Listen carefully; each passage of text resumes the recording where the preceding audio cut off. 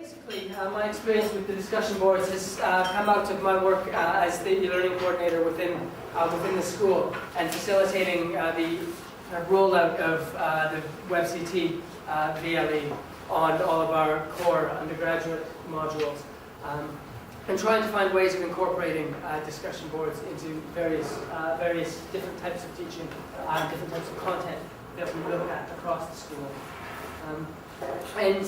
So far, the sorts of discussion boards that I've personally been involved in have tended to take kind of three shapes. The first is a pre-seminar discussion board, where topics are set either in a previous seminar or in a lecture. This is particularly used in large team-taught modules where often the tutors don't have a huge kind of knowledge of the topic that's being covered. So the lecturer will set the questions and provide some suggestions for seminar work as well. What I found doing this myself was that although there was quite a bit of time invested in moderating the discussion board and providing feedback to the students, it did work to reduce the seminar preparation time.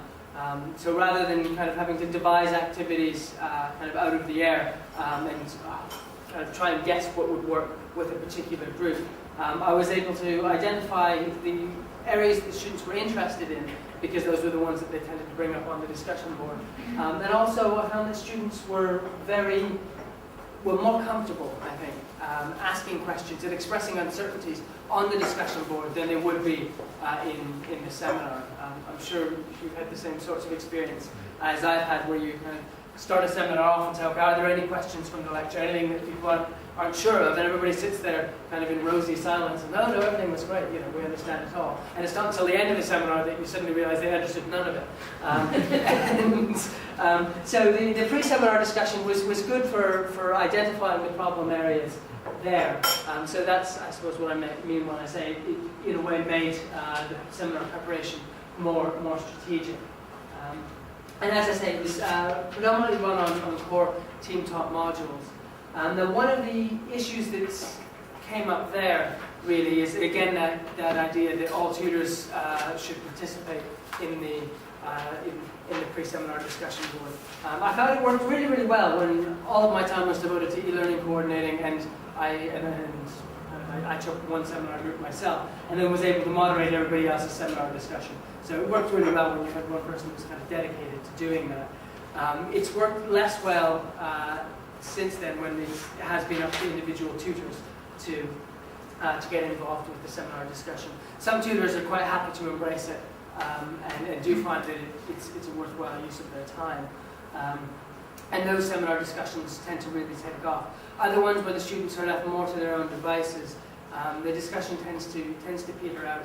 We usually get 3 or 4, that's a bit optimistic, probably 1 or 2 out of a group of 15 or 16 students who in the first week will be very enthusiastic and post up 500-600 word kind of piece of eloquent prose, which intimidates everybody else, and then nobody else replies, and it just does tend to peter out. So I have found with the pre-seminar discussion especially that it does require quite a bit of tutor input. The second sorts of discussion board kind of setup that I've experimented with in the past is something called parallel discussion boards. This was on a third-year specialist module looking at romanticism. So the discussion board took place kind of in tandem with the seminar work. Now, what happened in the seminar work was we looked at basic literary historical analyses of romantic texts. What happened on the discussion board was relating the issues that we looked at in kind of an 18th to 19th century context to late 20th, early 21st century context. So the students would explore, say, the idea of religion in Blake in the seminar, and then be asked to reflect upon that in a 20th century context on the discussion board. And that discussion board kind of topic was targeted specifically at one of the questions on the final exam, which asked them to do specifically that, to relate two texts from the module to a 20th century context. And that seemed to work very well because it was specifically targeted to the exam, and I made that clear at the outset. The students were quite interested in participating in it because they could see kind of a clear outcome. And it worked well also because the question on the exam was flagged up by the external as something that she thought would be particularly difficult for the students to answer. I was quite specific about wanting quite a detailed consideration, an in-depth consideration and reflection upon relating these texts to contemporary context, rather than just sort of a glib, superficial connection. So it was identified as a very difficult question, but the students actually performed above average on the exam itself, which I think, I'm hoping, had something to do with the work that they've been putting into the discussion board. And it was interesting as well because the other thing I was concerned about was that students might just reiterate the points that they've made on the discussion board, or reiterate somebody else's points from the discussion board on the exam. And they didn't by and large do that. The discussion board did seem to be quite good at training them or getting them thinking in a particular sort of way, and it was that kind of the style of thought more than the content of thought which they transferred over onto the exam. So that was quite useful. And then the third sort of discussion board work that I've been working on predominantly this year is more integrated discussion, where the discussion board topics themselves will arise out of topics that have come up in the seminar and will thus vary from seminar group to seminar group. And then the subsequent postings then form the basis or a partial basis for the work that we do in the seminars.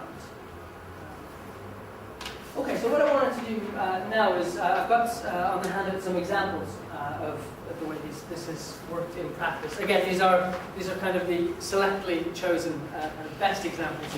There are kind of lower quality postings that have kind of gone on as well. But I have found since I started working with discussion boards 3 years ago, the quality of the postings has improved, and students' comfort levels with the technology has also improved as well. So I think there is a more general shift in students' both knowledge and expectation, which is making the job of moderating easier. Okay, so the first example on the handout is an example of a parallel discussion posting. So again, it's a great example. So the question that they were asked to respond to started with the Blake quote, "The nakedness of woman is the work of God." And the question was, Blake famously links sexual liberty with political freedom and human nudity with religious truth. Do you agree with his views on this issue? So student S1 replied, interestingly, again, expressing uncertainty. So she starts out saying, "I'm not really sure what Blake means by the nakedness of woman is the work of God." So we kind of think, okay, this is the uncertainty. And then there's a but, an important but, I think, which is, but it is clear that he links sexual liberty with political freedom and human nudity with religious truth. So she's expressed her uncertainty, then she's rephrased the question in terms of kind of a statement of her own reading. And then she does go on and develop this further, rather than just reiterating the terms of the question. She goes on to talk about the French Revolution, political and social unrest in England. And then she goes on to say that Blake condemned the movement of some scholars to try and use religion as a means of control. Blake notes in plate 11 of the Marriage that the ancient poets animated all objects with God. She's got the quote slightly wrong there, but perhaps what he means by religious truth. The system of priesthood, that is religion, created an oppressive and enclosed environment which they pronounced the gods had ordered. So she has moved from a point of uncertainty to a kind of brief historical and more or less accurate historical contextualization to her own reading of the text. And then by the second paragraph, she is confident enough to actually state her own position. And I think Blake is right by saying that religion can be restricting not only on our political freedom, but also on sexual freedom. And then she goes on to develop that into her own analogy about her own kind of dress sense and how dressing the human body might relate to dressing a particular faith, a particular doctrine. And then she herself opens that up again to a certain amount of questioning. And she says, this latter analogy forces us to address another obscure question. What are the religious truths? Has religion always corrupted and controlled society, or was it something which guided and helped people through their choices in life? So I think we can see a lot going on here. And this is a fairly typical posting. There were postings that were much stronger. There were stronger postings and stronger students, and some weaker students as well. But this is kind of a typical student grappling with this question.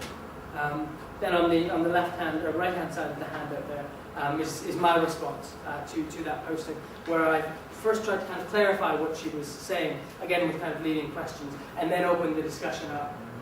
Try to open the discussion up to other students. And does anyone want to take up the question of what are religious truths further? It's worth mentioning I didn't have any takers on that. they all wanted to respond to the question they had to respond to, but weren't really interested in kind of developing it on further. And that was kind of one of the first experiences with discussion boards that I had. As I say, it's gotten increasingly positive as time has gone on. So moving on to the integrated discussion. The remainder of these examples all come from a second-year core undergraduate module, which is basically a literary survey course. And the first section there is seminar postings following on what I said indirectly from seminar discussion. So this is a topic which has maybe come up in some of the small group work they've done in the seminars, and then somebody just decides to post it spontaneously on the board. This is ULC student 1. You can see it on the black and white photocopy, but the text is actually in purple font, which is something she worked out how to do much quicker than. And so she says, hey there everyone, just thought I'd clarify the random musings I had in class the other day about the possibility of the colour purple indicating a tendency towards homosexuality in Eliot. Again, this kind of permanent preoccupation that students have with Eliot's sexuality, which was a whole other discussion topic that we had. She says, it seems that I was correct in assuming that purple was once the gay pride colour. However, I was half a century out in applying this to Eliot, as the colour did not come into common usage until the late 1960s. If anyone's interested, I found a really amusing article whilst researching the topic. It made me smile anyway. The website is, right girl, Carolyn Teletubbies. It's an article about the uproar over the purple Teletubby. That was taking this kind of a corruption of young minds. But it was an interesting posting because the student had kind of gone of her own accord, and it shows what they kind of get up to that is seminar related, that we might otherwise not see in the formal assessment, and it's allowing her to kind of share that experience with the group as a whole, in quite unexpected ways. So the bottom example on the handout is the last discussion board posting for that module. And in the previous seminar, there've been a lot of kind of musical analogies that have been going on. We've been looking at sexing the cherry specifically, and the week before that we looked at atonement. And so what I asked them to do was to post a playlist, kind of an iTunes type playlist, of their kind of top 5 songs that they thought related to the text that we'd studied in class. And the response was very enthusiastic. Student 2 says, this is such a good excuse to trawl through my song collection, exclamation mark. And I mainly picked out songs that take a self-reflexive, metafictional angle. The Tracy Chapman and stereophonic songs challenge the danger of authorial control in constructed truth, which is pertinent to both novels. The Damien Rice one reminded me of Atonement as it's played in the film Closer, which also has a twist at the end relating to deception, false identities, flawed heroism. And the posting goes on to kind of relate the text that we studied in class in quite thoughtful and considered ways, and all of the postings did generally do this. Thoughtful and interesting ways to kind of popular music, but then, as this example points out, to other kind of cultural references as well. So there's a lot of kind of lateral thinking going on here, as well as kind of focused analysis. And the other interesting thing was that I was suddenly exposed to all of these new songs that I hadn't heard of, and found out that all the lyrics kind of are online as well. So the first student had posted kind of snippets of the lyrics that she kind of cut and pasted from somewhere, and then somebody else started putting in hyperlinks to their lyrics. And so you get a snapshot of a record collection, and then you get a snapshot of all of this poetry, and then it all being drawn back into seminar discussion in quite reflexive ways. So that was quite exciting and affirming to watch. Okay, the flip side of the first sheet is an example of a discussion posting which followed on directly from seminar group work. So in a lot of the seminars, what I got the students to do was to work in small groups and respond to set questions which had been arrived at in a variety of ways. And so what I did here was the discussion in the seminar had carried on quite enthusiastically. And I didn't really want to close it down, but at the same time I wanted to have that opportunity for the groups to report back to the larger group as a whole. And the discussion board seemed to work very well for that. So their task for that week was to post a summary of their group work online. I won't go through that with you, but it's just kind of an example of a point-by-point reporting back session. Right, and then below that is just a summary, and my summary of the posting, and kind of a reiteration of the points. And at the bottom of that page is seminar group work following on from a discussion posting. So this was when we were looking at Eliot and Prufrock and the Wasteland. So talking about modernism and kind of fragmentation in modernist, or the importance of the fragment in modernist art. And so what I thought I would get, well, what I did with them on that assignment was took their discussion board postings from the previous week and turned it into their group work for the next week. So the question that they had in the seminar is their Eliot Seminar 3. And then on the top side of the second page is kind of me splicing together their postings with kind of quotes from texts that we'd looked at in class, and then chunks of theory or anything else that kind of seemed relevant, and asking them to kind of read this, think about the way in which kind of recontextualizing their postings altered their meaning, and think about kind of issues of textuality in composition from that. Right, so that's, again, I won't go through that, but that's just kind of an example of that. Okay, and then the final example I wanted to look at was where a posting had started and kind of fed into seminar group work, which had then led to another posting. So what the student, again, this is with the T.S. Eliot, students were asked a question on about Prufrock on the discussion board. They made their postings. I then printed these out, took them into class with me, and gave them to different groups. So they then had to relate what one group had said about Prufrock to the Wasteland. So they were kind of, it was in a way a sort of peer review, an assessment of each other's work, and then they then had to post their responses onto the discussion board there. So it was quite interesting to watch them working with each other's ideas and seeing how those kind of developed. And having a written record of that, I think, is quite important. What would have been nice would have been to have the initial group comment on the second group's rereading of their work. Nobody kind of took me up on that offer again, but the opportunity was there. Okay, so that's some examples of some of the things we've been doing with discussion boards. Now I want to talk just briefly about kind of approaches to moderation, and in particular thoughts that I've had. Some of them might be incorrect thoughts that I've had, but based on my own personal experience, ways of trying to encourage discussion and that are important for maximising our use of time as tutors. So my first point there, moderation is essential, seems to have been somewhat disproved by the presentation earlier this morning.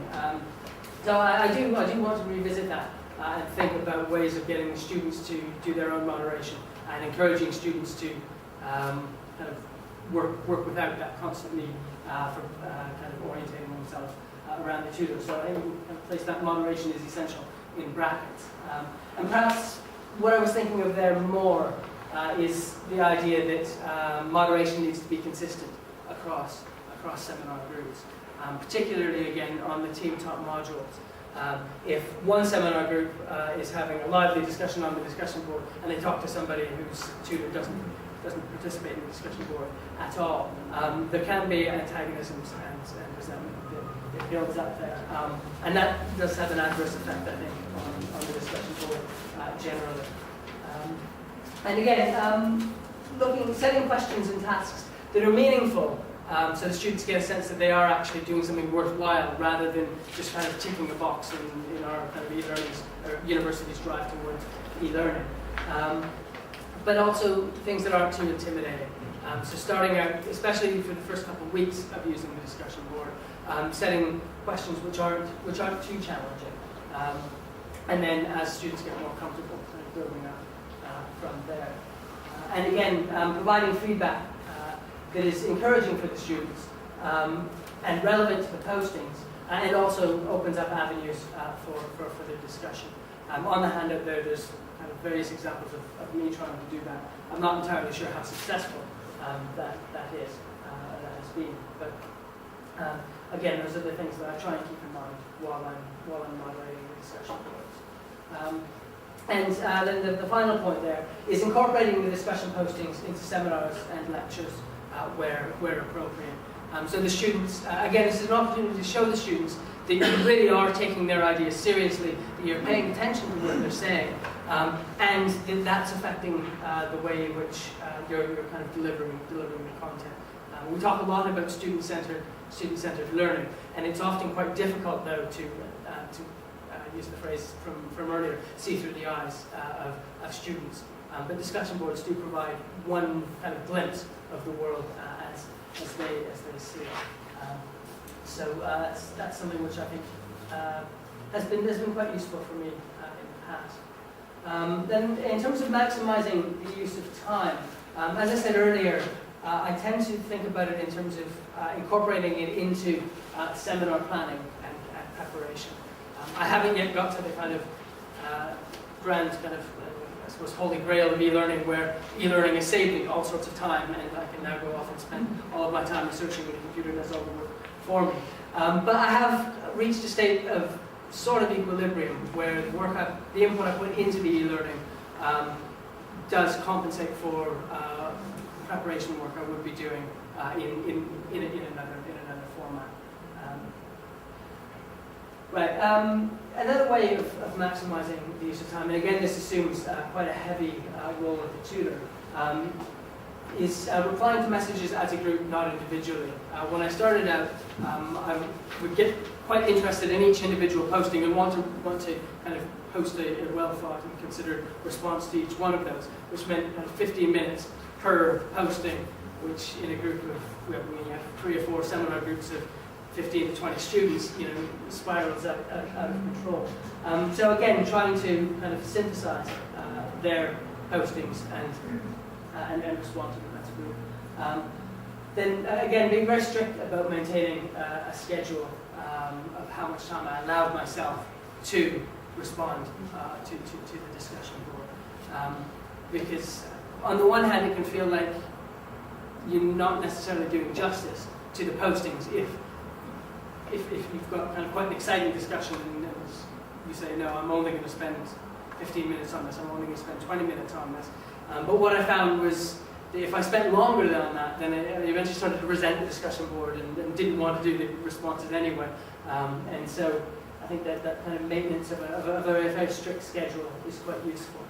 I think the same is true of other forms kind of e-communication like email and things like that as well.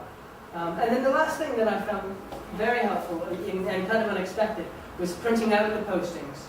The WebCT discussion boards allow you to kind of compile and download each thread. And I found that working from paper copies really does make it easier in a way. So you can go through via highlighter pen, highlight the key points, and it seemed like an easier way of kind of responding to groups of messages rather than individuals. Right, and I think that's just about everything I wanted to say. There's a case study, there's a couple of case studies actually, Christina's up there as well, on the University of Nottingham website. It's promoting enhanced student learning is what that part of the website is called. And there's a section on e-learning up there which talks quite a bit about e-moderating, things like that. But okay, so I'll wrap up there. If you have any questions.